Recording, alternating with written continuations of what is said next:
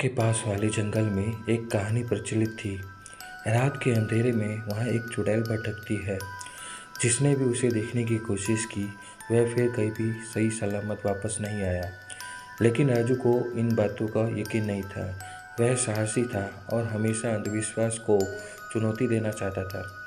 एक रात राजू ने अपने दोस्तों से कहा, मैं आज जंगल जाऊंगा और तुम्हें साबित कर दूंगा कि चुड़ैल जैसी कोई चीज़ नहीं होती।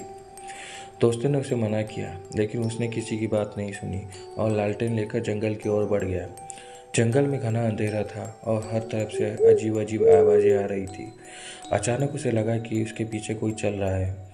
उसने पीछे मुड़कर देखा, लेकिन वहाँ कोई नहीं था।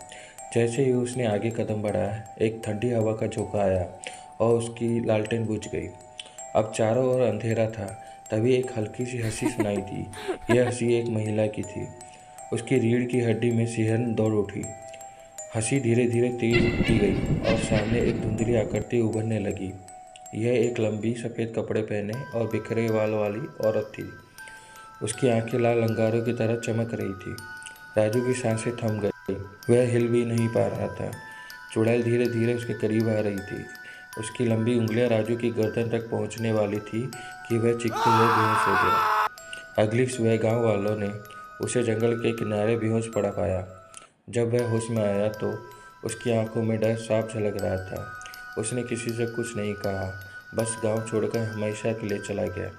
उसके बाद कोई जंगल में जाने की हिम्मत नहीं जुटा पाया और चुड़ैल की कहानी अब केवल कहानी नहीं, बल्कि एक डरावनी हकीकत बनकर रह गई। कहानी सुनने के लिए धन्यवाद। Please subscribe my channel for more stories.